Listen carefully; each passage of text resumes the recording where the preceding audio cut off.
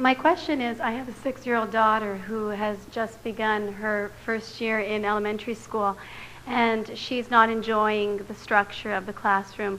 She's having difficulty with reading and writing and staying in her seat. At home, she's a free spirit and enjoys bouncing and just playing and doing this. So right now, as a teacher myself and as a mother, I would like to ask you, how do I help her? What am I to do in helping her continue to be a very happy, free-spirited child? Because right now she's not feeling that. She's very anxious, stifled. So I want to know, how do I help her deal with this reality right now? It's a bit tricky, isn't it? Because you are in harmony with her free-spiritedness as her mother, and yet as a teacher you understand that there has to be some agreement within the classroom, otherwise it's a bit chaotic. And so you are a wonderful person to ask this question, because both parts of you understand, and it is possible for you to activate both of those parts and eventually make them a dominant part of your vibration, whereby you will find some resolve.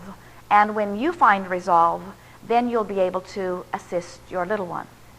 So always, when someone is asking of us a question that regards someone else, we understand that our work is with you, not with your daughter, because alignment with you is necessary before you can assist with alignment within your daughter.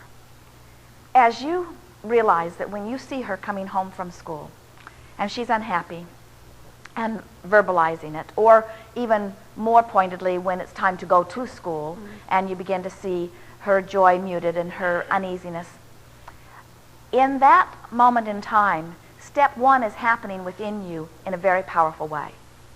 And the kinds of desires that are rocketing out of you are, I want my child to be joyful, and I want life to treat her well. I want her to enjoy school. I want her to enjoy learning. And I want to feel good about where she is during the day. And I want to be a good parent.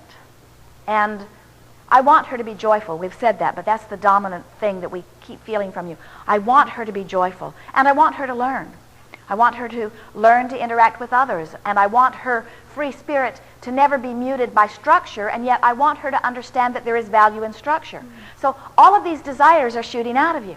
Now the thing that we want you to understand is that, oh, this is so very good. Those desires that are shooting out of you are being heard. In other words, every time you have an interaction with her or with anyone that causes that preference to be born within you, those desires are shooting out of you.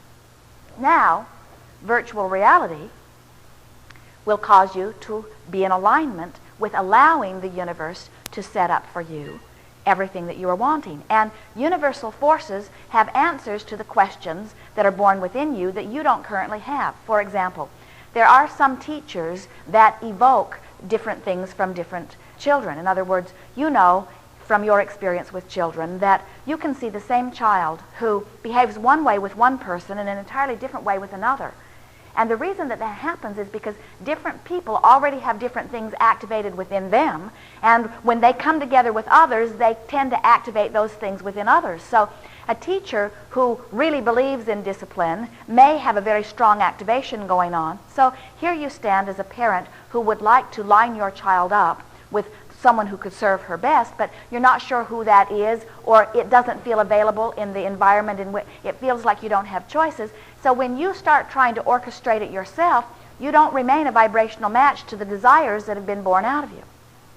So what we have noticed, so much so that we are beginning to really factor this into this virtual reality process as we are teaching it, is that if you go to a virtual reality and in the beginning stay off the subject of school and child and the free spirit that seems to be squelched, and you just go to a virtual reality and you find anything that feels good while you go there, you're in this place of allowing what you've already told the universe that you want more and more and more and more of the time. Now, as a teacher, are you currently teaching? Yes, I am. As a teacher, this undoubtedly is being activated within you constantly, because as you deal with children, students, you think how you would handle it. Or as you see children that remind you of yours, it's activated. In other words, there are undoubtedly many things during a day that are causing the activation of this worry within you.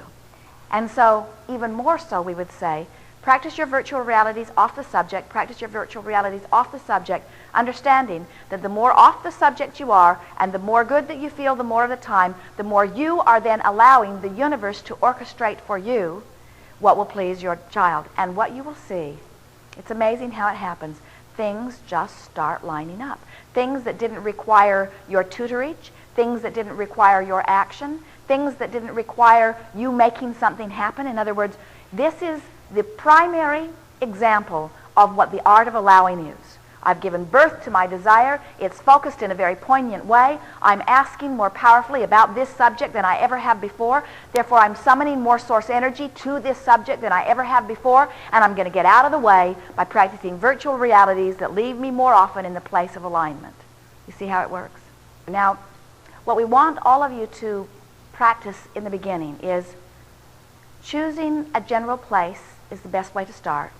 Defining what time of year it is gives you a little more ability to focus. Defining what time of day it is, you can just feel yourself choosing things that feel great to you. Choosing then how you stand within the environment. In other words, am I lying on the beach? Am I sipping something nice?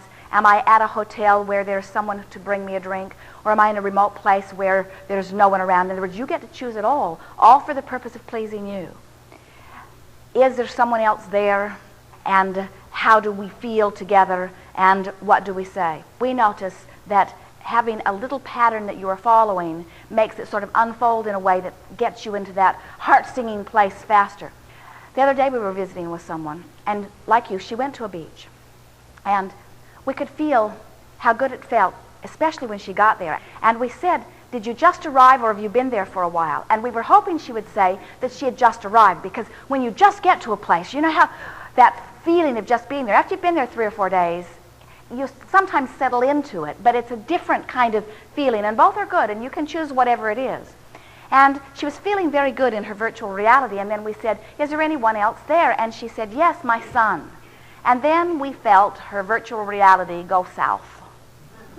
What we're meaning by that is, it was within a few days of Mother's Day, and she took her son there to fix something. And so her virtual reality was not serving her in the way that we were wanting virtual reality. Esther sometimes will remember being in an elevator. A stranger came in, looked her over, and said, you are beautiful. And so sometimes she will just go to that virtual reality just because it makes her feel good. It was such a good feeling moment in time. Sometimes the virtual reality, she will go to Cascades Restaurant at the Hyatt Regency on the Kanapali shore of Maui. And it will be evening, the sun is down, the tiki torches are all lighted, the leaded glass is sparkling in all of the windows, the glass windows in this little place. She has a favorite table that she and Jerry always sit, and she can hear the water of the little river that flows right outside. And Billy, the waitress, a woman who has waited on them many times, comes and says, hi, guys! Scene's over. In other words, just that feeling of that exhilaration, she can feel it and smell it. She knows that high point. In other words, you've had those high points, you see. And virtual reality is a place where you pluck those high points and practice them until they are so natural that anything else feels foreign and strange. So, now where? I'm in Greece somewhere. Yes. In front of the ruins. What time of year is it? It's hot. It's the summer. And are we indoors or outdoors? We're outdoors in front of them. What is the smell? What is the atmosphere? What's the feeling in the air? I can't explain it. It's almost, there's a sense of this understanding of just a whole bunch of different things. And so much to discover. Your excitement. That feeling of so many things that I'm going to see that I haven't seen. So much that I've heard about that I'm going to take in. Scene's over. Really good. Really good.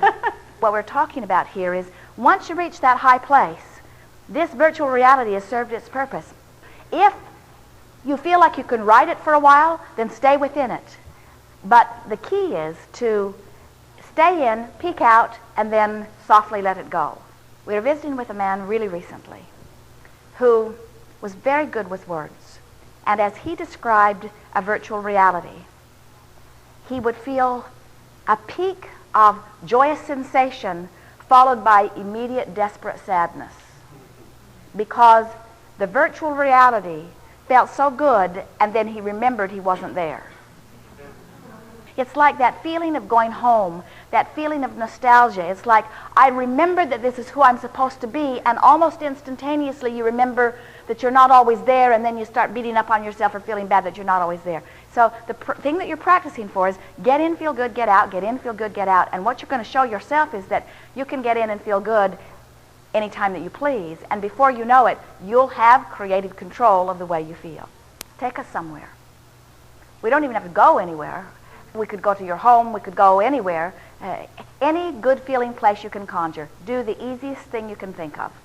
I would probably go to my mother's hometown and walk the cobblestone path, and you can smell all the farms as you walk by and hear the, just the insects and the birds, and you walk out through the very narrow paths, and that brings me to a happy place. As you first arrive, what's the sensation that you feel? Being home. And feeling that you belong, and feeling a real sense of love, and a lot of happy people around you. So it's just a sense of well-being. Scene's over. Happy. Good. Very good. Got it. Thank yes, you. Indeed. Thank yes, you very indeed. much. Yes, indeed. Thank you.